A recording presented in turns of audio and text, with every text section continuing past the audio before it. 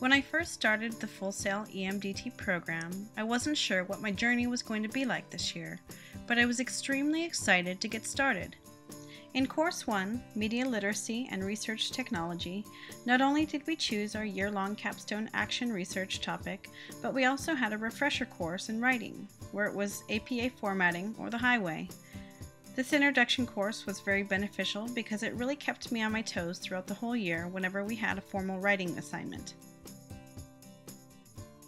When it was time to choose a big idea, I chose a topic that was familiar to me: motivation and engagement. I began by asking myself what would happen if I took on a more proactive role in my career and ventured into taking more risks through the use of technology and creativity. Would my students become more engaged and motivated to learn? If my students were intrigued by these new innovative lessons and became more motivated and engaged in learning, would it immediately result in less behavior problems in my classroom? Before beginning any of my research, I had to figure out what the needs of my target audience, or my students, were by using the survey that I created in Course 3, Training and Motivational Development. This was the greatest resource for me. The results of the survey determined what types of technology or materials I needed to use in my research in order to promote motivation and engagement.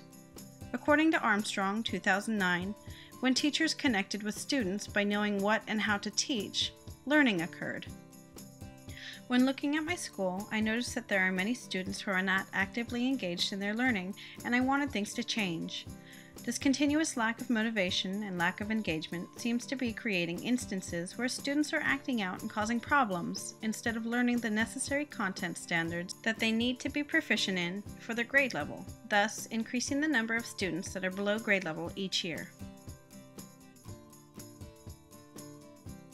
My passion is teaching, helping children achieve goals, giving children the opportunity to better themselves, giving children the tools they need to be successful later in life. If we, the teachers, are to make any positive impact on student learning and prepare our students to enter the 21st century society, we need to close the opportunity gap, socially, technologically, and academically speaking. There needs to be some sort of solution that can help students increase their levels of motivation and engagement with their academic work. I like to write stories more using story jumper and use my imagination. The purpose of my research was to see if I could be motivated and engaged in trying to change the way that I had been delivering lessons to incorporate 21st century technologies, to see if my students would become more motivated and engaged in their learning process. I wanted to see what would happen when creative and technologically advanced lessons were delivered to my students in order to capture their attention and keep them motivated, hopefully resulting in more engagement and motivation, making students happier and less disruptive. This boost in motivation and engagement will then create more successful opportunities for student growth. For example, higher test scores, positive behaviors, and a lifelong passion for learning. Before implementing my AR project, I researched various articles surrounding motivation and engagement with the use of technology within a learning environment. I found that many of the articles pertain to my interest in research. For instance, Lee and Spires, 2009, noted that students wanted their experiences with technology within the classroom to resemble what they had outside of school. Additionally, students wanted to use technology in a way that was more meaningful to them. Lee and Spires, 2009. It was clear that productive learning was directly affected by motivation, dedication to the task at hand, achievement, and self-efficacy. Hoffman and Nadelson, 2009. Now, I know from personal experience that technology is always changing and improving, so it can be hard to stay current and up to date, but this shouldn't be the reason that technology is left out of the classroom. To further support, Spires, Lee, Turner, and Johnson, 2008, also found that it was difficult for teachers to keep up with the times.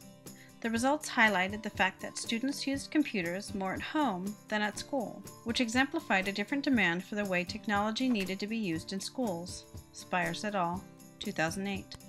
This research motivated me to include technology, not only in the classroom for in-class instruction and assignments, but also at home for homework. The most important information that I found while researching was when Considine, Horton, and Moorman, 2009, found that students lived in an environment where reading and writing were taught through digital media, which challenged teachers to connect literacy skills that were developed in their social environment to their academic environment. It then dawned on me that I needed to be the one to help bridge the gap between academia and 21st century technology, because ultimately, students would continue to enter formal education environments and would be disadvantaged because schools placed heavy restrictions on internet use, which resulted in a failure to bridge the gap between the technological world and the classrooms they were expected to learn in. Considine, Horton, and Moorman, 2009. In Course 11, Media Asset Creation, I began my leadership project where I had to figure out how I could contribute to a body of literature. I chose to submit my article to an online journal entitled Language Learning and Technology because I teach students who are English learners. This journal is perfect because not only can I tell my story and share my research, but I can tell it to an audience that has the same interest and same type of students that I have. It's very important to me to be able to reach and impact these types of students because, and this is solely based on my own classroom experiences, these are the students who struggle with maintaining motivation and learning academic content on a daily basis. As my research began, I gave my target audience a pre-survey so that I could get an idea of what needs and wants were important to them in order for them to be motivated and engaged in their learning process. As soon as winter break ended in January, I began introducing Story Jumper to my target audience. It was clear that students were highly interested in this new program, so I began giving homework assignments using the Story Jumper planning pages. During Course 5, Education Design and Evaluation, I created various media assets to use during each cycle. These media assets were extremely important to my research because they allowed the target audience to stay organized while providing visuals and tutorials for scaffolding and guidance. Throughout the whole implementation process, my main goal was to be as successful as Gobel, 2009, who stated that positive learning results occurred when students completed activities and assignments that complemented a student's way of learning. So that's how I allowed my students to flourish. I let them decide what kind of activities would complement their style of learning. During Cycle 1, I wasn't able to use the rubrics for grading purposes because my kids were still trying to figure out how to use Story Jumper, but once Cycle 2 came around, the rubric was in full effect. The Story Jumper planning pages that I assigned for homework were a huge success. These documents allowed my students to feel comfortable and confident in their writing. Once students completed a planner page, they used Story Jumper during our computer lab time to type it up, illustrate using digital images, and publish their storybooks. I began Cycle 2 by weaning my students off of relying on the teacher for support so they would become more independent learners. Surprisingly enough, my students had already adjusted to the Story Jumper routines and expectations, and it was like I was dealing with a different set of students. Since my students were adapting really well to Cycle 2, I had to modify the student homework packets so that the packets would be beneficial to their learning, rather than repetitive, mindless work. In order for students to use the computer lab, they had to correctly fill out this planning page. Since the rubric was attached to the homework packet, students had easy access to it, and they used it as a guide to help them with their writing. By the time we had the computer lab time, if students weren't done, they had to use that time to complete their assignment. However, if students were finished, they could begin their online publishing process.